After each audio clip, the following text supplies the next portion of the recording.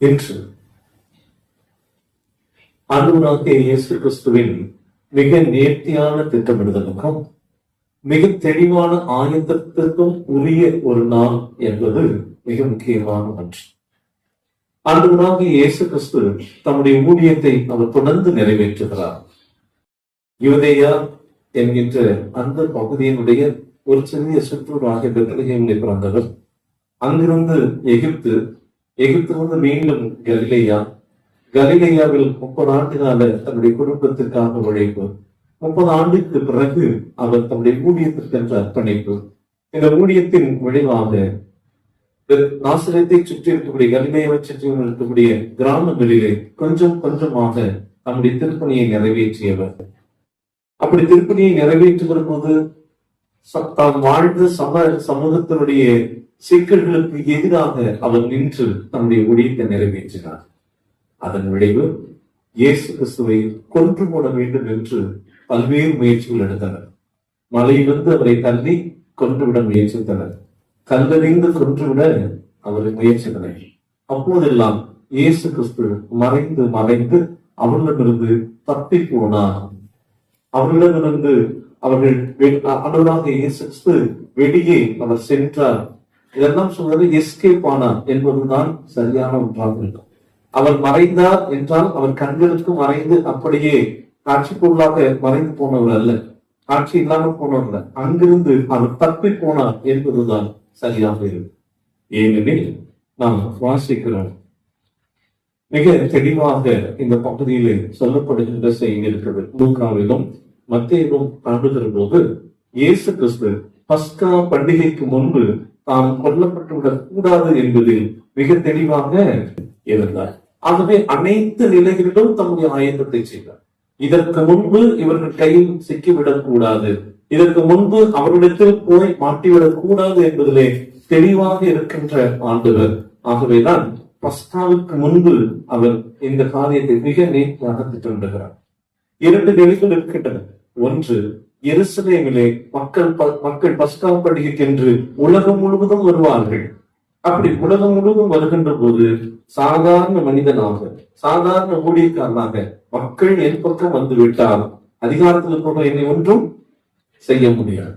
ஆகவே ஒரு பெரும் பவனியாக, வெற்றி பவனியாக எருசலேம் நோக்கி ஆண்டவருடைய இந்த கிறிஸ்துவை பவனி நடந்து சென்றார். மக்கள் எல்லாரும் இவரை மேசியாவாக கொண்டாடினார்கள். அப்படி இருந்த போதுதான் துணிவோடு ஆலயத்தை கைப்பற்றுகிற ஆண்டவர். மதத்தின் வழியாக ஆலயத்தை கைப்பற்றி விட்டாலே இனி எல்லாம் இவருடைய கட்டுப்பாட்டில் இருக்கும் என்று நினைக்க தோன்றி இருக்கும். ஆனால் காலையில் விருந்துகளாக வந்திருந்த மக்கள் மாலைக்குள் எல்லாம் மாறி போகிறது. ஆண்டவர் பெத்தானியா போகிறார், மீண்டும் வருகிறார். வந்த பிறகு அவருக்கு சிக்கல் அதிகரித்துக் கொண்டே போகிறார். ஞாயிற்றுக்கிழமை ஆலயத்தில் இருந்தவர் வெற்றி பவனை மேற்கொள்கிறார்.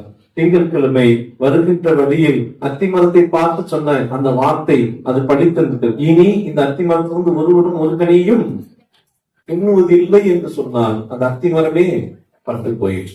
2ஆம் நாள் மிக முக்கியமான நாள். அந்த நாள் நிறைய வினாக்களை தொடுத்தார்.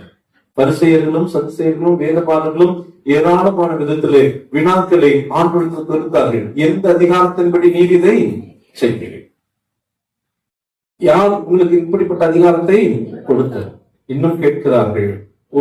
ஒரு பெண் இருக்கிறாள், அவள் ஒரு 7 பேர் கொண்ட குடும்பத்தில் திருமணமாகிறாள். மூத்தவன் திருமணம் செய்கிறான், குழந்தை இல்லாததால் அவன் குழந்தை இல்லாத நிலையில் அவன் மறித்து போகிறான். இளையவன் கட்டுகிறான், அதற்கடுத்தவன் கட்டுகிறான், மறிக்கிறார்கள். 7 பேரும் மறித்து விட்டார்கள். அவர்கள் பெரிய அறிவுபூர்வமான கேள்வி கேட்கிறார்கள். இப்போது இந்த பெண் மறுமையில் இருப்பாளே, ஏனெனில் யூத சமூகத்தில் பிறந்த எவருக்கும் நியாயத்தீர்ப்பு என்பது இல்லை, மாறாக அப்படியே அவர்கள் எடுத்துக் கொள்ளப்படுவார்கள். அப்படி எடுத்துக் கொள்ளப்படுகிற போது இந்த பெண் பரலோகத்தில் யாருடைய மனைவியாக இருப்பாள் என்று ஒரு கேள்வியை கேட்கிறார். இன்னும் நிறைய கேள்விகள் ஆண்டவர் பல்வேறு விதங்களில் அவர்களுக்கு பதில் கொடுக்கிறார். ஆண்டவரே, நீர் நல்லவராயிற்று, நீர் உத்தமராயிற்று சொல்லுகிற போதே அவ்வளவு நயம் சொல். அது நாட்கள் தேனை கொடுத்து அப்படியே சொல்லுகிறார்கள். நீர் எதற்கும் யாருக்கும் பயப்படாதவராயிற்று, எனக்கு ஒரு கேள்விக்கு பதில் சொல்லும். ராயனுக்கு வரி தருவது நியாயமோ இல்லையோ? பல்வேறு விதங்களில் எப்படியாவது அவரை சிக்க வைக்க வேண்டும் என்பதை குறித்து மிக மிக நேர்த்தியாக இந்த கடவுளுக்கு அவர்கள் கையாண்டார்கள். ஆனால் ஆண்டவர் அவர்களுக்கு சரியான பதில்களை கொடுத்தார். மூன்றாம் நாள் சீமோன் என்கின்ற தொழுநோயிலிருந்து குணப்பட்ட ஒருவருடைய வீட்டிலே அவர் விருந்துக்கு சென்றிருக்கிறார். அங்கே நலதம் எனப்பட்ட வெளியிருந்த தைலம் அவருக்கு பூசப்பட்டது. அவருடைய சீடர்களும் கூட விமர்சித்தார்கள். இதை விற்றிருந்தால் 300 பணத்தை ஏழைகளுக்கு கொடுத்திருக்கலாம். ஆண்டவர் சொல்கிறார், இவளோ என்னுடைய மரணத்தின் அடையாளமாக இதை செய்திருக்கிறார். சீஷர்களுக்கு ஒருபுறம் தவிப்பு இருக்கிறது, ஒருபுறம் இவர் சொன்னதெல்லாம் ஏழைகளுக்கு பணக்காக உங்களுக்கு ஐயோ என்று சொன்னாரே, ஆனால் இவரே இப்போது செழுமையை கொண்டாடுகிறார். இயேசு கிறிஸ்து என்ன செய்கிறார்? இவ்வளவு வெளியேறப்பட்ட தைலத்தை தனக்கென்று எடுத்துக் கொள்கிறார். சுயம்போகியாக இருக்கிறாரே என்று சொல்லி கூட அவர்கள் நினைத்திருக்க கூடும். ஆகவே இப்படிப்பட்ட சூழ்நிலையில் தான் இந்த பஸ்கா விருந்துக்கென்று ஆண்டவர் ஆயத்தப்படுகிறார். யூதர்களுக்கு ஒரு நாள் எப்போது தொடங்குகிறது என்றால், எப்போது சூரியன் அஸ்தமம் என்று சொல்கிறார், சூரியன் மறைவு ஏற்படுகிறதோ அப்போதிருந்து ஒரு நாள் தொடங்குகிறது. சூரியன் மறைகின்ற அந்த வேளையில் இருந்து ஒரு நாள் தொடங்குகிறது. ஆகவே வியாழக்கிழமை இரவு அது வெள்ளிக்கிழமையாக தொடங்கிவிடும். இந்த வெள்ளிக்கிழமையில் தான் பஸ்கா விருந்துக்கென்று ஆண்டவர் ஆயத்தம் செய்தவராக இருக்கிறார். அவர் பல்வேறு நிலையில் ஆயத்தம் செய்திருக்கிறார். சீஷர்களுக்கு பல்வேறு சமயங்கள் அது என்னவென்றே தெரிய வரும். மிக நேர்த்தியான ஆயத்தம். எருசலேமுக்கு போக வேண்டும், நேரடியாக போவதா, சமாரியா வழியாக போவதா? சமாரியாவை தெரிந்து கொள்ளுகின்ற இயேசு கிறிஸ்து. இன்னமும் கூட பல்வேறு நிலையிலே அவருடைய ஆயத்தங்கள் ஆச்சரியத்தை தருகின்றன. ஆண்டவர் இந்த குருத்தலை பவனிக்கென்று வருகிற போது அவர் சொல்கிறார், உங்களுக்கு எதிரே இருக்கிற பட்டணத்துக்கு போங்கள், அங்கே ஒரு அடையாளம் இருக்கு. 2 வடிச்சந்தையில அங்கு கழுதை கட்டப்பட்டிருக்கும். அந்த கழுதை நீங்கள் அவிழ்த்து கொண்டு வாருங்கள்.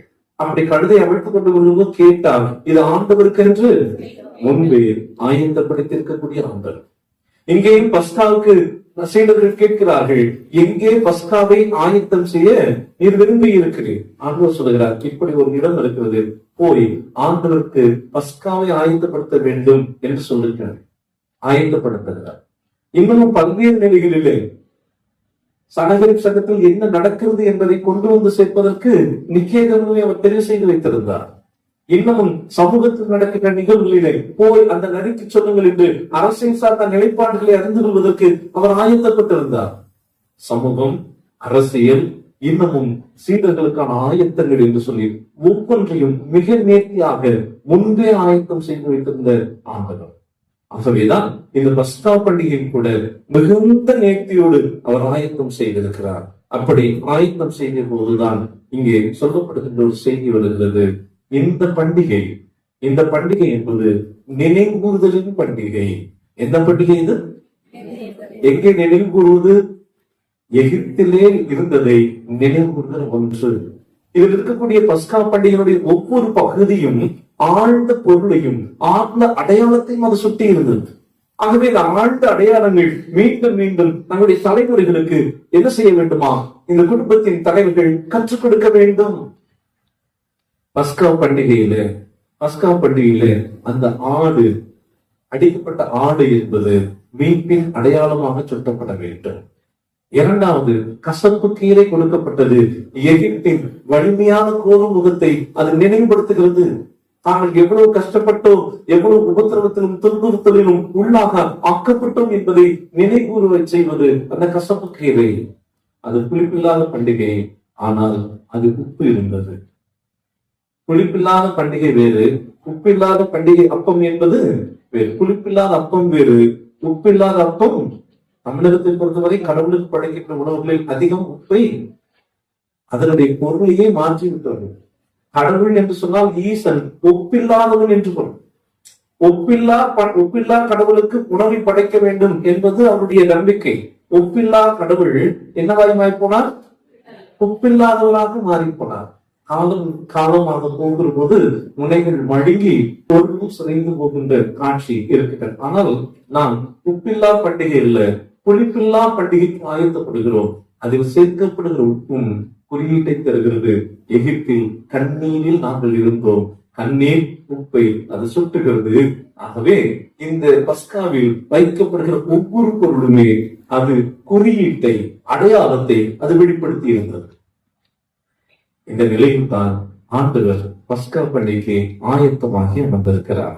சீடர்கள் எல்லாரும் ஒன்று சேர்ந்து அவர்கள் அமர்ந்திருக்கிற வேளையில் இந்த பஸ்கா பண்டிகையை ஆண்டவர் கொண்டாட ஆயத்தப்பட்டவராக இருக்கிறார். வாசிப்போம் 19வது வசனம், மத்தேயு 26:19. இயேசு கற்பித்தபடியே சீஷர்கள் போய் யார் போய் ஆயத்தம் பண்ணினார்கள்? இந்த ஆயத்தத்துக்கென்று முன்பே ஆண்டவர் ஆயத்தம் செய்தார். முன்பு பல்வேறு நிலைகளிலே களப்பணியை ஆயத்தம் செய்திருக்கின்ற ஆண்டவர் இப்போது அடுத்த கட்ட பணியை, அந்த அறையில் போய் யார் எங்கே அமர்வது, எங்கே உணவை வைப்பது, எங்கே திராட்சை சட்டங்களை வைப்பது, எங்கே கசத்தை வைப்பது என்று சொல்லி ஒவ்வொன்றையும், அந்த திராட்சை பழச்சாற்றை எங்கே வைப்பது என்று சொல்லி ஒவ்வொன்றையும் அதற்கு அடுத்த கட்ட ஆயத்தத்தை அவர்கள் செய்கிறார்கள். அப்படி செய்கின்ற போது அது எந்த நேரமா? அடுத்த வசனமே சொல்கிறது, அது சாயங்காலமான போது. அப்படி என்றால் ஒரு புதிய நாளின் தொடக்க வேளையில் இவர்கள் ஒன்றாக இருக்கிறார். வழக்கமாக யூதர்களை பொறுத்தவரையிலும், இஸ்ராயேல் மக்களை பொறுத்தவரையிலும் பஸ்கா பண்டிகை என்பது ஆலயத்தில் ஆடு அடிக்கப்பட்ட பிறகுதான் எல்லோரும் அந்த உணவை அருந்துவார்கள், அல்லது ஆலயத்திலேயே அமர்ந்து அவர்கள் உணவை உண்பார்கள். அப்படி ஆலயத்தில் அமர்ந்து உண்ணுபவர்கள் முதலில் அங்கே ஆடு அடிக்கப்பட்ட பிறகுதான் மற்ற எல்லா இடங்களிலும் என்ன செய்யப்பட வேண்டும்? விருந்து பரிமாறப்பட வேண்டும். ஆனால் ஆண்டவர் முதலிலேயே இந்த விருந்தை தொடங்கி விடுகிறார். அந்த விருந்து அடுத்த நாளும் வந்திருக்கும், வெள்ளிக்கிழமையிலும் அது தொடர்ந்திருக்கும். அது வெள்ளிக்கிழமையில் என்பதற்கு வெள்ளிக்கிழமையில் தொடங்கிவிட்டது, சாயங்காலமான போதே வெள்ளி தொடங்கிவிட்டது, இரவில் தொடங்கியது, பகலிலும் அது தொடங்கி அது நடந்து கொண்டே இருந்திருக்க வேண்டும். இரவெல்லாம் விருந்து போய் கொண்டிருக்கும். இரவு ஏனெனில் கடவுளுக்கு நன்றி செலுத்துவது. ஆகவேதான் இந்த திருவிருந்தை இப்படியாய் சொல்லுகிறார்கள், யூகாரிஸ்ட் என்று சொல்வார்கள். யூகாரிஸ்ட் என்று சொன்னால் என்ன பொருள்? யூகாரிஸ்ட் என்று சொன்னால் தேங்க்ஸ் கிவிங் என்று பொருள். கிரேக்கத்திலே யூகாரிஸ்ட் என்று சொல்லுகிற வார்த்தைக்கு என்ன பொருள்? கடவுளுக்கு நன்றி செலுத்துவது. ஆகவேதான் இந்த திருவிருந்தை பற்றி ஆண்டவர் தொடங்கி வைத்த அந்த திருவிருந்தை பற்றி சொல்லுகிற போது இது கர்த்தரின் பந்தி. இன்னும் சொல்லுகிறார்கள், இது திருவிருந்து, இது ராவில் நடைபெற்ற போசனம், ராபோசனம். இன்னும் சொல்லுவார்கள், இது புதிய உடன்படிக்கை. நம்முடைய கத்தோலிக்க சகோதரர், ரோமன் கத்தோலிக்க சகோதரர் திருச்சபையில் சொல்லுவார்கள், இது இது நற்கருணை. நன்மை என்பது வேறு, நன்மை கூட தான், அதுவும் புது நன்மை என்று சொல்வார்கள். அதை தாண்டி அடுத்து சொல்லப்படுவது நற்கருணை, கடவுளின் பேரிரக்கம் என்று சொல்வார். இப்படி பல்வேறு நிலைகளை கொண்டாடப்படுகின்ற அந்த பண்டிகைக்கு ஆண்டவர் ஆயத்தத்தோடு இருக்கிறார். அது அவர்களின் பண்டிகை. உண்மையில் நாம் இப்போது அமர்ந்திருக்கிறதை போல அது வியாகுல வியாழன் அல்ல. நாம் எல்லோரும் அமர்ந்திருக்கிறோம், ஐயோ இன்று இயேசு கிறிஸ்து இரவிலே காட்டி கொடுக்கப்பட போகிறார் என்று சொல்லி நாம் எதிர்நோக்கி இருக்கிறோம். அப்படிப்பட்ட காரியம் அல்ல, மாறாக செலிப்ரேட்ஸ் என்கின்ற வார்த்தை, celebrate the breaking of bread என்று சொல்வார்கள். இப்போது கூட நம்முடைய திருச்சபைகளில் இந்த அப்பத்தை பிற்குதல் என்பது celebrate of the breaking of bread என்று தான் சொல்வார். செலிப்ரேட்டிங் பிரேக்கிங் ஆஃப் பிரெட், அப்பத்தை பிடல், அப்பத்தை பிற்குதல் என்பது கூட அது கொண்டாட்டத்திற்குரியதாக சொல்லுகிறார்கள். ஏனெனில் இந்த அப்பம் பிற்கப்பட்டதின் விளைவாகவே அடிமைத்தனத்தில் இருந்தவர்கள் விடுதலையின் வாழ்வை பெற்றுக்கொண்டார். பார்வோனிடம் போய் மோசேயும் ஆரோனும் சொல்லுகிறார்கள், பார்வோனே, கடவுள் எங்களை பாலும் தேனும் ஓடுகிற கானான் தேசத்திற்கு அழைத்து செல்ல விரும்புகிறார். பார்வோன் ஆடி போகிறார். ஏனெனில் பார்வோனுக்கு தெரியும், இந்த எகிப்து தான் வளமையின் நாடு. இந்த பார்வோனுக்கு தெரியும், இதுதான் கடவுள் எங்களுக்கு கொடுத்த நாடு, இங்குதான் பாலும் தேனும் ஓடுகிற செல்வ செழிப்பு இருக்கிறது. எங்கள் நாட்டை விட்டு வேறொன்றை போய் இவர்கள் கடவுள் கொடுக்கிற நாடு என்று சொல்கிறார்கள், கடவுள் வாக்குறுதி நாடு என்று சொல்கிறார்கள் என்பதிலே அவன் பயந்து போகிறான், நடுங்கி போகிறான். அல்லது அவனுக்கு கோபம் இல்லை, எங்கள் நாட்டை விட்டு விட்டு வேறொன்றை நீங்கள் எப்படி கடவுளுடைய நாடு என்று சொல்ல முடியும்? அதனால்தான் அவ்வளவு கடினம், மனக்கடினம் அவருக்கு ஏற்படுது. அவ்வளவு மனக்கடினம் ஏற்படுவதற்கு எங்கள் நாட்டை கடவுள் வளமாக வைத்திருக்கிறார். எங்கள் நாட்டிலே பாலும் தேனும் ஓடுகிறதாக இருக்கிற போது எப்படி இவர்கள் வேறொரு இடத்தை பாலும் தேனும் ஓடுகிற நாடு என்று குறிப்பிட முடியும்? ஆகவேதான் பார்வனுக்கு மனக்கடினம் ஏற்படுது. இவர்களை விடவே கூடாது. இப்படி விட்டால் என்ன பொருளாக விடுமாம்? பார்வோனின் கடவுள் அவர் பெரிய கடவுள் இல்லை. பார்வோனின் கடவுள் தந்த இந்த எகிப்து நாடு என்பது ஆசீர்வதிக்கப்பட்ட நாடு இல்லை. ஆகவே இவர்கள் அந்த நாட்டுக்கு போய்விடவே கூடாது என்று எத்தனைத்தான் இறைவாளர்கள் ஆழமாக சொல்லுகிறார்கள். எகிப்து அவ்வளவு வளம் நிறைந்த நாடு. இவர்கள் கூட சொல்லுவார், அவர்கள் பயணத்தில் இடத்தில் வருகிற போது, நாங்கள் எகிப்திலே இருந்திருந்தால் அங்கே இறைச்சியை சாப்பிட்டு இறைச்சி சாப்பிடுற அளவுக்கு அங்கே வளம் இருந்து கொண்டு. ஆகவே அன்பானவர்களே, இந்த இடத்தில் கடவுள் ஆண்டவராகிய இயேசு கிறிஸ்துவின் வழியாக ஒரு புதிய வழிநடத்தலுக்கு நேராக வருகின்றார். அவர்கள் எல்லாரும் ஒன்றாக அமர்ந்திருக்கிறார்கள். அவர்கள் போஜனம் பண்ணி கொண்டிருக்கையில் இயேசு கிறிஸ்து சொல்லுகிறார், உங்களில் ஒருவன் என்னை என்ன செய்ய போகிறான்? எதற்காக?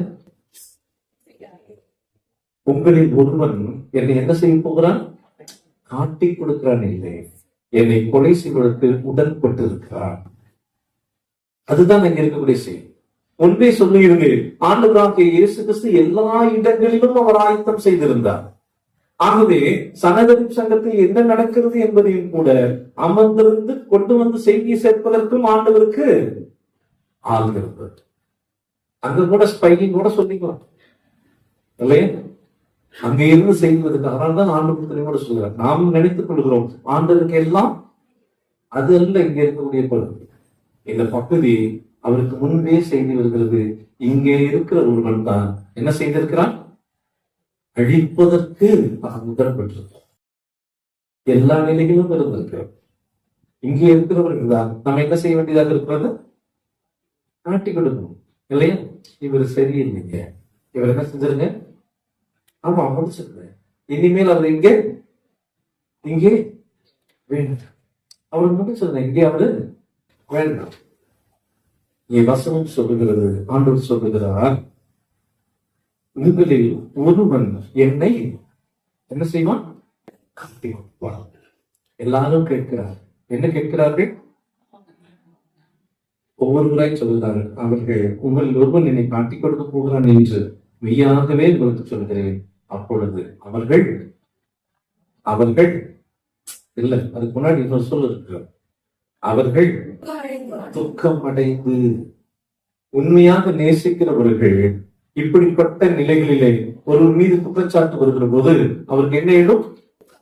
ஐயோ, என்ன போய் இப்படி சொல்லிட்டார்கள். அவர்கள் துக்கம் அடைந்து ஒவ்வொரு சீசனும் கேட்கிறார்கள், ஐயோ ஆண்டவரே, என்னை போய் இப்படி சொல்லிவிட்டீங்க.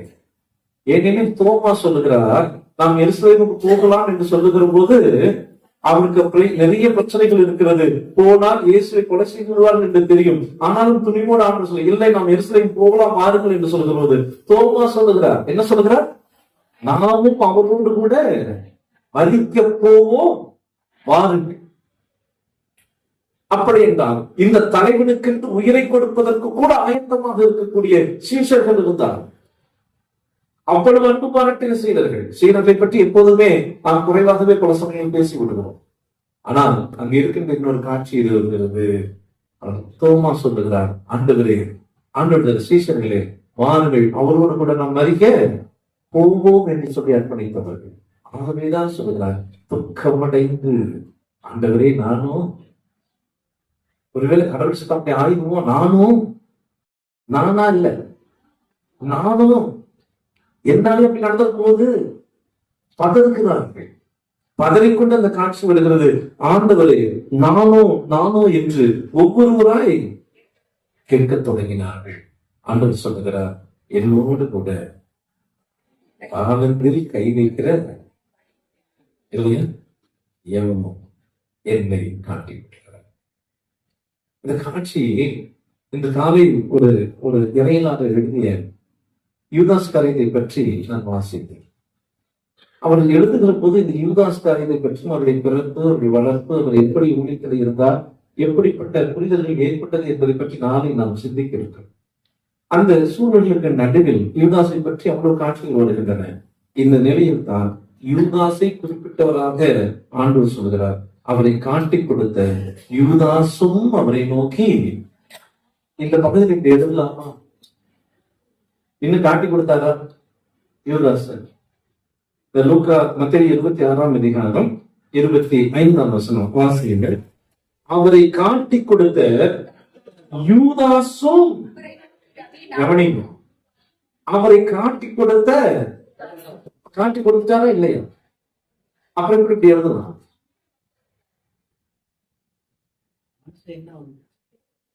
இயேசு கிறிஸ்து மரித்து 50 ஆண்டுகளுக்கு பிறகு மத்தேயு இந்த நற்செய்தி நூலை எழுதுகிறார். முன்பே எல்லாம் தெரிந்து அதன் பிறகுதான் இந்த புத்தகமே எழுதப்பட்டது. அதனால அவருக்கு நன்றாக தெரிந்த பிறகுதான் உறுதியோடு இந்த பகுதியை பயன்படுத்த. நம்ம உடனே நம்ம நிறைய விளக்கங்களை சொல்கிறோம், நல்லதுதான். நம்ம ஒவ்வொருவருக்குமே இடையிலாளர்கள் தான், நம்ம கற்றுக்கொண்டே இருக்கிறோம். ஆனா நீங்க மிக முக்கியமான ஒரு செய்தி இருக்கிறது. பின்னாளில் இது எழுதப்பட்டது இல்லை, பின்னாளில் எழுதப்பட்டது. அப்படி எழுதப்படுகிற போதுதான் இப்படி எழுதுகிறார்கள், அவரை காட்டி கொடுத்த யூதாஸ். இனிமேல் தான் காட்டி கொடுத்து போகிறார், ஆனால் முன்பே உறுதிப்படுத்துகிறார் என்பது அல்ல, இது பின்னாளில் எழுதப்பட்டது. ஆகவே இப்படி சொல்கிறார், காட்டி கொடுத்த யூதாசும் அவரை நோக்கி, ரபி, நானும். இவருக்கும் தெரியாதான் இல்லையா? முன்பிருந்தவெல்லாம் வந்து கேட்டார்கள், ஒருவேளை என் மீது அந்த சித்தம் வந்திருக்குமோ அந்த பயம், ஒருவேளை நான் இதை செய்து விடுவேனோ என்கின்ற பயம். என பேதுருவிடம் சொல்லுகிறார், பேதுருவே, நீ சொல்லுகிறாய், ஆண்டவரே, நான் செத்தான சாமி உண்மை விட்டு எங்கேயும் போக மாட்டேன். ஆனால் பேதுருவிடம் ஆண்டவர் சொல்லுகிறார், இல்லை இல்லை, இன்று இரவு விடுவதற்குள் இல்லையா 3 தடவை நீ என்னை மறுதளித்து விடுவாய். பேது எதிர்பார்க்கவே இல்லை, எதிர்பார்க்காமல் நடக்கின்ற செய்தி அது. அதே போல அவருக்கு தெரியாது, நான் அப்படி செஞ்சிருவேன். அதனால்தான் அவர் கேட்டார், நானும். ஆனால் இவர் கேட்கிறார், யார் கேட்கிறார்? யூதாசு கேட்கிறார். யூதாசும் அப்படி கேட்கிறார், எப்படி? நானும் இல்லை, எல்லாம் செஞ்சுட்டு என்ன பண்றதா? நீதிமன்றங்கள் சொல்றது கூட எல்லாம் செய்து கொண்டு அந்த பெண் என்ன செய்வார்? வாயை தொடச்சு தோற்கரையா இல்ல, எல்லாம் முடிச்சுட்டு எல்லாம் போட்டுட்டு கடைசியில பார்த்தனே எவ்வளவு அதுக்கு துணிவு இருக்கு. கொஞ்சம் ஆச்சரியமான பாத்திரம் யூதாஸ்காரர். அவரும் கேட்கிறார், ஆண்டவரே, ரபி, மத்தவங்கெல்லாம் ஆண்டவர். ரபின்னா என்ன தெரியுமா? ரபின்னா என்ன தெரியுமா? போதகர் இல்ல, ஆசிரியர்களுக்கு மேலாக இருப்பவர் என்று. ஆசிரியர் என்ன பொருள் தெரியுமா? ஆசு கூட்டல் இரியல். ஆசு என்றால் மாசுகள், இரியல் என்றால் அகற்றுபவர். இருளை அகற்றுவதற்கு, அழுக்குகளை அகற்றுவதற்கு மேலாக இருக்கின்றவரே. கரெக்டா தான் கேட்டிருக்கிறார், சரியான. எனக்கு இருளால் நிறைந்திருக்கிறேன், ஆகவே ரபி, நானும் இல்லை. மற்றவர்களுக்கெல்லாம் ஆண்டவர். ஏன்னா ஆண்டவர் என்று சொன்னாலே மற்றவர்களாம் நாம் என்ன பொருள்? நாங்கள்லாம் ஆண்டவருக்கு அடிமை என்றுதான் போகும். ஆனால் இவர் மட்டும்தான் கேட்கிறார், ஆண்டவரே, ரபி, நானும் என்கிறார். கவனிப்போம். அடுத்த பகுதி வருகிறது, தொடர்ந்து நாம் வாசிக்கிற பகுதி வருகிறது. இங்கே ஆண்டவர் என்ன செய்கிறாரா? அதற்கு அவர்,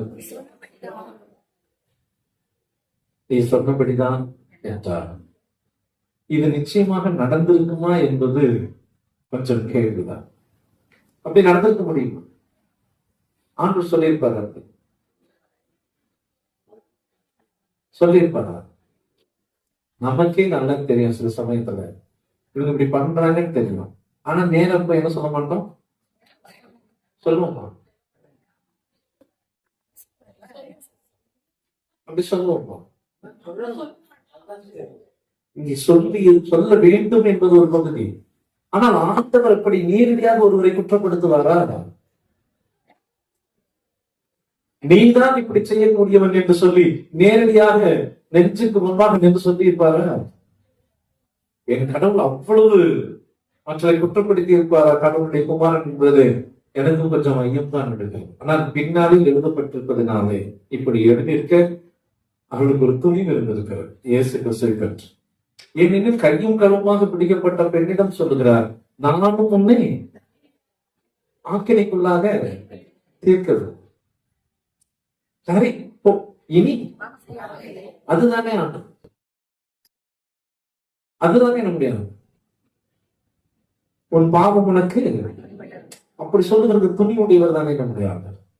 அவர் எப்படி இந்த பகுதியை சொல்லி இருக்க முடியும்? ஆனால் மத்தேயு சொன்னதாக பதிவு செய்கிறார். என்னவர்களே, இந்த பகுதி நம்மோடு உரையாடலுடைய ஆழமான அனுபவம் என்னவென்றால், இயேசு கிறிஸ்து இந்த உணவுக்காக அவர் ஆசை ஆசையாய் காத்திருந்தார். லூக்கா நற்செய்தி 22 அதிகாரம் 15ஆம் வசனம் 16ஆம் வசனம் இப்படியாக சொல்லுகிறது. ஆண்டவராக இயேசு சீடர்களை நோக்கி, நான் பாடுபடுவதற்கு முன்னே உங்களுடனே கூட இந்த பஸ்காவை கொண்டாடுவதற்கு எப்படி இருந்தாரா? இப்படி ஆசையா இருந்த ஒரு மனிதர் அல்லது ஆசையா இருந்த ஒரு நபர் தன்னோடு இருக்கின்ற அந்த நபர்களோடு சேர்ந்து இருக்கிற போது இப்படிப்பட்ட ஒரு குற்றச்சாட்டை சொல்ல முடியுமா? என்ன பண்றதுங்கய்யா, நடந்துருச்சு இல்லையா? நடந்திருக்கிறது. ஆசை ஆசையாய் நான் உங்களோடு நான் இப்படி இருக்க வேண்டும் என்பது ஆண்டவருக்கு கடைசி ஆசை. இனி மரணங்களை நிறைவேற்ற போற அவருக்கு நன்றாக தெரியும் கடைசி ஆசை எவ்வளவு முக்கியமானது, கடைசி வாக்குமூலம் எவ்வளவுக்கு எவ்வளவு முக்கியமானதோ அப்படி கடைசி அவருடைய ஆசையும் முக்கியமான ஒன்று. அந்த ஆசையை நிறைவேற்றுவதற்கு அவள் ஆவல் கொண்டவராக இருந்தவரா இந்த இயேசு கிறிஸ்து. இந்த இயேசு கிறிஸ்துவை காட்டி கொடுக்க முற்பட்டவரும் இந்த இடத்துல இருக்கிற போது இந்த ஆசை எப்படி இருந்திருக்கான்? அதனால்தான் இரவிலே அவர் மன்றாடுகிற போது அதனுடைய வேதனை அதிகமாகி அவருடைய ரத்தம் எல்லாம் வேர்வையாக வெளியே வந்தது. வேர்வையே ரத்தத்தை போல வெளியே. அதிக வேதனை இருக்கின்ற போது ரத்த நாளங்கள் வெடித்து அவருடைய வேதனை ரத்தங்கள் வெளியே வரும் என்று இப்போதும் மருத்துவர்கள் சொல்கிறார். எப்படி இருந்தோ இல்லையா? ஆனால் இப்படி செய்துவிட்டார்கள். மிக எளிதாக கடந்து போய் விடுவோம் என்று நினைத்துக் கொண்டிருக்கிறார்கள். ஆனால் ஆண்டவர் சொல்கிறார், அத்தோடு அதை முடித்துவிட்டு ஆண்டவர் ஆண்டவராகவே நிற்கிறார். அவர் அப்பத்தை எடுத்து கடவுளை போற்றி அதை விட்டு சீடர்களுக்கு கொடுத்து, நீங்கள் வாங்கி உண்ணுங்கள். ஐயோ, ஐயா வேற நிறைய பேப்பர் இருக்கிறாரு, ரொம்ப நாள் ஆயிடுச்சு, அதனால 9 ரூபாய்க்குள்ள முடிச்சிடலாம்னு யோசிக்கிறேன். அன்பர்களே, அப்பத்தை எடுத்து பிட்டு கடவுளுக்கு நன்றி செலுத்துகிறோம். யார் பஸ்காவை முன்னின்று நடத்துகிறார்களோ அவர்கள் இந்த பஸ்கா உணவுக்கு முன்பாக கடவுளுக்கு நன்றி செலுத்த வேண்டும். அவர்கள் அந்த பஸ்கா உணவின் போது நம்முடைய கடவுள் எப்படி வரலாற்றில் செயல்பட்டார் என்பதை நம்முடைய பிள்ளைகளுக்கு கற்றுக் கொடுக்க வேண்டும். அதை கற்றுக் கொடுப்பது அவருடைய முறைமையாக இருந்தது. ஆகவேதான் இப்படி சொல்லுகிறார்கள், அந்த பஸ்காவினுடைய தலைவன் என்ன செய்ய வேண்டுமா, பஸ்கா உணவை உண்ணுகிறதுக்கு முன்பாக அவர்கள் என்ன செய்யணும், அந்த பஸ்கா உணவை எடுத்து அடையாளமாக கர்த்தர் இதை செய்தார் என்று அவர்கள் நினைவுபடுத்த வேண்டும். இரண்டாவதாக சொல்லப்படுகிறது, இந்த கர்த்தர் எங்களை எகிப்திலே உபத்திரவத்தின் நடுவில் எங்களை அவர் நடத்தி வந்தார் என்பதை பிள்ளைகளுக்கு சொல்ல வேண்டும். அது மாத்திரமல்ல, இந்த பஸ்காவை சொல்லுகிற போது, பசித்திருப்போரே நீங்கள் வந்து வாங்கி வாங்கி வாங்கி உண்ணுங்கள் என்று சொல்ல வேண்டும் இல்லையா? அதான் திருமணத்தில் நாம் சொல்லுகிறோம், எல்லாம் ஆயத்தமாயிருக்கிறது, வாங்கி ஆமா உண்ணுங்கள். அடுத்ததான் சொல்லப்படுகிறது, தேவையில் இருக்கிறவர்களே நீங்கள் வந்து வாங்கி பஸ்காவை சாப்பிடுங்கள். தேவையில் இருப்பவர்கள் வந்து பஸ்காவை வாங்கி சாப்பிடட்டும் என்று சொல்வார். அந்த முறைமையை அப்படியே ஆண்டவர் இங்கே நிறைவேற்றுகிறார். அவர் அப்பத்தை எடுத்து அதை பிட்டு சீடர்களுக்கு கொடுத்து, நீங்கள் வாங்கி உண்ணுங்கள், சாப்பிடுங்கள், இது உங்களுக்காக கொடுக்கப்படுகிற என்னுடைய உடல். அவர் அப்படியே கிண்ணத்தை எடுத்து கடவுளை போற்றி அவர்களுக்கு கொடுத்து, நீங்கள் இதை வாங்கி பருகுங்கள், பானம் பண்ணுங்கள், இது யாருக்காக? யாருக்காக? நல்ல அந்த வசனம் இருக்கு, தெளிவா.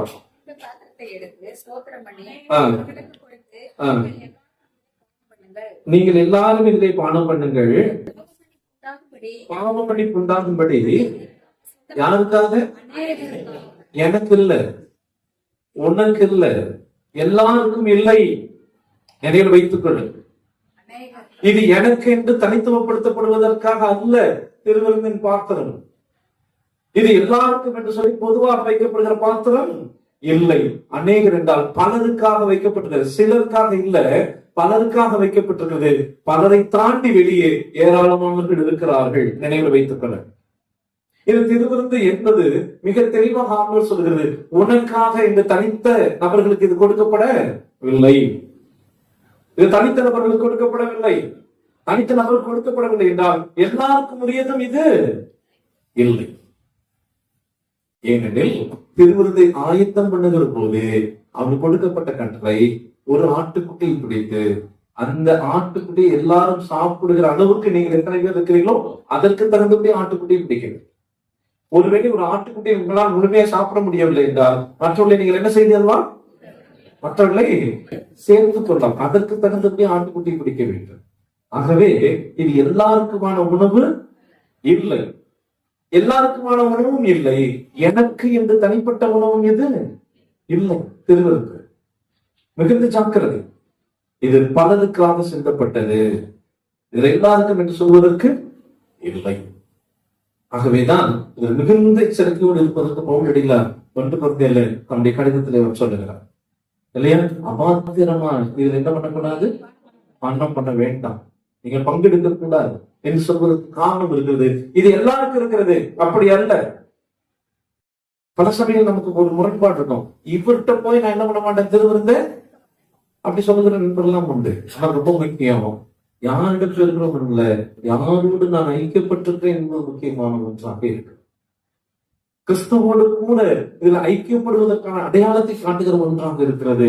என் அன்புக்குரியவர்களே, இங்கே இன்னுமாக ஆழமான இந்த காரியங்கள் சொல்லப்படுகிறது. இந்த மனமாற்றத்திற்குரியதாக கடவுள் நடத்துகிற ஒன்றாக இந்த புதிய உடன்படிக்கை சுட்டப்படுகிறது. எல்லாருக்குமாக என்பதல்ல, மாறாக அநேகருக்காக சிந்தப்படுகின்ற திராட்சரசமாக அல்ல. எப்படி இருக்கிறது? புது உடன்படிக்கைக்குரிய என்னுடைய ரத்தமாக, அடையாளமாக இந்த ரத்தம் இருக்கிறது. முன்பே அடையாளம் கொடுக்கப்பட்டிருக்கிறது. எதையாலும் மீண்டும் ஒரு புதிய உடன்படிக்கை ஏற்படுத்தப்பட்டிருக்கிறது. ரத்தத்தினால் நான் அந்த உடன்படிக்கையை நினைவுகின்ற அந்த ஆண்டவர் சொல்லுகின்ற காலம். ரோம கத்தோலிக்க திருச்சபை சொல்லும் மிக முக்கியமான ஒரு காரியம், இந்த அப்பத்தையும் திராட்சரசத்தையும் அவர்கள் எடுத்து வைத்து எப்போது ஆசீர்வதிக்கிறார்களோ அப்போது இந்த அப்பம் இயேசு கிறிஸ்துவின் உடலாகவே அது மாறிவிடும். இந்த திராட்சை சாறு என்னவாக மாறிவிடும்? இயேசு கிறிஸ்துவின் ரத்தமாக மாறிவிடுகின்றார். அதற்கு பெயரே திருவுரு மாற்ற கோட்பாடு என்று சொல்வார்கள். உருவம் அப்படி என்னாகிவிட்டது? மாறிவிட்டது. டிரான்ஸ்சப்ஸ்டான்சியேஷன் என்று சொல்லுவார்கள். டிரான்ஸ்சப்ஸ்டேஷன் என்று சொன்னால் உருவம் அப்படியே மாறிவிட்டது என்று சொல்லுவார்கள். ஆனால் அதிலிருந்து புராட்டஸ்டன்ட் இயக்கத்தை தொடங்கிய லுத்தர் சொல்கிறார், இது கான்சப்ஸ்டான்சியேஷன் என்று சொல்லுகிறார். கான்சப்ஸ்டான்சியேஷன் என்றால் என்ன பொருள்? அன்பானவர்களே கவனிங்கள், அங்கே பொருள் மாறாது, புரிதலிலே மாற்றம். அந்த அப்பம் அப்பமாகத்தான் இருக்கும், திராட்சைச்சாறாக இருக்கும். ஆனால் அப்பத்தை நான் பங்கெடுக்கிற போது, திராட்சைச்சாறில் பங்கெடுக்கிற போது இந்த ஆண்டவருடைய உடல் பிக்கப்பட்டது என்பதை நான் நினைவுறும்படி அங்கே நான் பங்கெடுக்கிறேன். இந்த திராட்சை ரசமானது அதை நான் பருகுகின்ற போது ஆண்டவராக இயேசு கிறிஸ்து ரத்தம் சிந்தினார் என்பதை நான் நினைவுறுகிறேன். ஆகவேதான் நாம் திருவிருந்தில் பங்கெடுக்கிற போது இப்படி சொல்லப்படுகிறது. அந்த சத்தத்தை நாம் கேட்போம். என்ன சொல்லுகிறது? ஆண்டவராக இயேசு கிறிஸ்துவின் திருவுடலும் திருரத்தமும் உங்கள் சரீரத்தையும் ஆன்மாவையும் நித்திய வாழ்வுக்கென்று உங்களை காக்க கடவுள். அதை விட இன்னும் கூட இப்போது வருகின்ற இறையில் மாணவர் சொல்கிறார்கள், ஆண்டவராக இயேசு கிறிஸ்து உங்களுக்காக பிற்கப்பட்டார் என்பதை நினைவு கூறுங்கள். ஆண்டவராகிய இயேசு கிறிஸ்துவின் ரத்தம் உங்களுக்காக சிந்தப்பட்டது என்பதை நீங்கள் நினைவு கூறுங்கள் என்று சொல்லி அந்த பகுதி வரும். என் அன்புக்குரியவர்களே, அன்பின் ஆண்டவர் நமக்கு தந்த ஒரு பெரிய அற்கொடை இந்த திருவிருந்து என்று சொல்லுகின்ற அற்கொடை. இது அப்படியே இயேசுவின் உடலாக இருக்குமா, இயேசுவின் ரத்தமாக மாறுமா என்கின்ற போதுதான் ஆதி திருச்சபை பெரிய சவால்களை சந்தித்தது. நான் செய்தி நிறைவுக்குள்ளாக வருகிறேன். என்ன சவாலுக்குள்ளாக வந்தது? அப்போது பிற இனத்தவர்கள் இந்த கிறிஸ்தவன் மீது பெரிய தாக்குதலை நடத்தினார்கள். ஏன் நடத்தினார்கள்? இந்த அப்பம் என்பது இயேசுவின் உடல் என்றால், இயேசு மனிதனாக வந்தார், இவர்களெல்லாம் மனித உடலை சாப்பிடுகிறார்கள். இயேசுவின் ரத்தமாக இந்த திராட்சை சாற்றை பருகுகிறார்கள் என்றால், இவர்களெல்லாம் மனித ரத்தத்தை குடிக்கிறவர்களாக இருக்கிறார்கள். ஆகவே இவர்கள் நரபட்சிகள், இந்த சமூகத்தில் வாழ தகுதியற்றவர்கள் என்று சொல்லி அவர்கள் கொடூரமாக கொல்லப்பட்டார்கள். அதற்கு பயந்து நாம் இந்த கொள்கையை மாற்றிக்கொள்ளவில்லை. மாறாக நம்முடைய புரிதலில் இன்னமும் ஆழமாக நாம் பங்கெடுப்பதற்காகத்தான் அப்பமாகவே இருக்கிறது, திராட்சைச்சாறாகவே இருக்கிறது. ஆனால் இந்த திருவுடலிலும் திருவதற்கும் நான் பங்கு பெறுகிறேன் என்பது இயேசு எனக்காக பாடுபட்டார் என்பதை நினைவுறுவதாக. இந்த யாகுலகானில் இன்னும் ஒரு அழகிய காட்சி உண்டு. மத்தேயு அதை சொல்லவில்லை, லூக்காவிட சொல்லப்படுகின்ற செய்தி இருக்கிறது. அவர் போஜனம் பண்ணுகையில் நன்றாக அந்த பகுதி நம்மோடு பேசுகிறது. மத்தேயு 26 அதிகாரம் 23 வசனம் வாசிங்க. அவர்கள் உண்டு கொண்டிருந்த பொழுது ஆண்டவர் அப்பத்தையும் திராட்சரசத்தையும் ஆசீர்வதித்தது சாப்பிடுவதற்கு முன்பா சாப்பிட்டுக் கொண்டிருக்கும் போதுதான். ஹலோ, நான் செய்தி முடிக்கலான்னு தான் உங்களை கூப்பிடுறேன். நான் அந்த செய்தி முடிக்கலான்ட்டு உங்களை பார்த்தா மறுபடியும் இன்னொரு செய்யறவங்க என்னை பார்த்தா நான் என்ன செய்வேன்? மறுபடியும் வாசிங்க 21 வசனம். அவர்கள் போஜனம் அவர்கள் உண்டு கொண்டிருக்கையில், அதன் பிறகுதான் வருது. அது எத்தனாவது வசனம்? 21 வசனம். ஆண்டவர் ஆசீர்வதித்தது எத்தனாவது வசனம்? அப்ப ஆண்டவர் உணவு உண்ணுவதற்கு முன்பு ஆசீர்வதித்தாரா? உணவு அவர்களுக்கு அருமை கொண்டது போது ஆசீர்வதித்தாரா? அவர்கள் உணவு அருந்தலையா? உணவை கொண்டிருக்கிறார்கள். என் அன்பானவர்களே, இந்த புதிய உடன்படிக்கை தான் அந்த நோக்கமாக இருக்கிறது. ஆண்டவர் தன் கடைசி ஆசையாக ஒன்றிணைந்து இந்த இரவு கூட்டுணவை அவர் ஆயத்தத்தோடு கொண்டிருந்தார். அது கூட்டுணவு, கடைசி கூட்டுணவு. அந்த கூட்டுணவு அதான் ஆண்டு சொல்கிறார், இதுக்கப்புறம் நீங்க எல்லாம் பரலோகத்துக்கு வர வரைக்கும் நான் என்ன பண்ண மாட்டேன், நான் இனிமேல் சாப்பிட மாட்டேன். ஆண்டவர் ஆவலோடு இருந்த அந்த உணவு என்பது நமக்கும் கடவுளுக்கும் இடையே ஒரு புதிய உடன்படிக்கை அவர் தருவதாக அந்த உடன்படிக்கை அமைந்திருப்பார். இதில் நீங்கள் பாடுபடுகிற போதெல்லாம் என்னை நீங்கள் என்ன செய்ய வேண்டும்? நினைவு கூற வேண்டும். அப்படி நினைவு கூறுவது என்பது அவர் பாடுபடுவதை, அவர் பிடிக்கப்பட்டார், அவர் அடிக்கப்பட்டார், அவர் நொறுக்கப்பட்டார், அவர் கிழிக்கப்பட்டார், அவர் அவமானப்படுத்தப்பட்டார், இத்தனை பட்டு அதன் மூடாக நம்மை மீட்புக்கு நேராக நடத்துகிறார். அங்கே மிக முக்கியமான ஒன்று, இயேசு கிறிஸ்துவனுக்காக வைக்கப்பட்டுள்ள அந்த இறைச்சி, அது பலியாடு அல்ல. பலியாடுதான் என்ன செய்கிற உணவை பகிர்ந்து கொடுத்துக் கொண்டிருக்கிறது. பலியாடு பின்னர் அது பரிசுத்தப்பட இருக்கு. ஆகவேதான் ஆண்டவர் துணிவோடு ஆலயத்தில் பலி செலுத்துவதற்கு முன்பே இவர் கொடுத்த அந்த அப்பம் என்பது, இறைச்சி என்பது, அதை கொடுக்கப்பட்ட பகிரப்பட்ட உணவு என்பது அவர் இனிமேல் பலியாக போகிறார். ஆகவே அதற்கு முன்பு கொடுக்கப்படுகிற உணவு பலி உணவு அல்ல என்பதுதான் அங்கே நாம் கற்றுக்கொள்ள வேண்டியிருக்கிறது. புதிய உடன்படிக்கையும் ரத்தத்தோடும் மாம்சத்தோடு நாம் செய்து கொள்ள வேண்டிய உடன்படிக்கிறது. அது இயேசு கிறிஸ்துவின் உடலோடு பங்கெடுக்கிற போதெல்லாம் அவரின் பாடுகளை நாம் நினைவு அடைக்கப்படுகிறோம். அங்கிருந்த மற்ற சீடர்களும் சொன்னார்கள், நானோ என்று. யூதாசும் சொன்னார், நானோ என்று.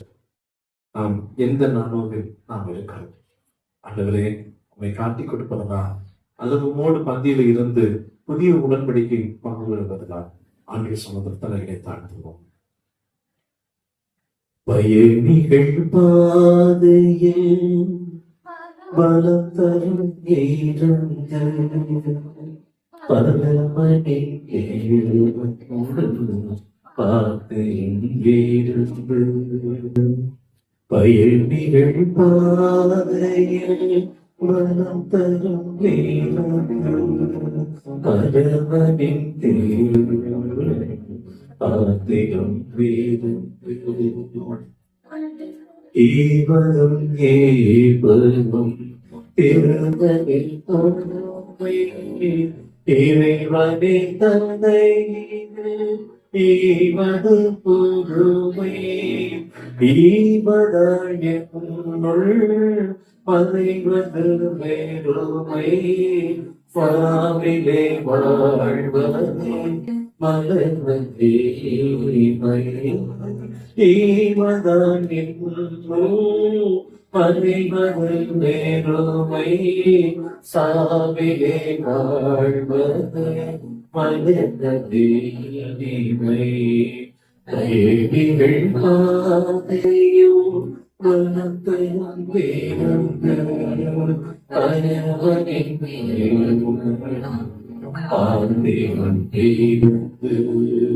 பயணிகள் பாதையில் பணத்தரும்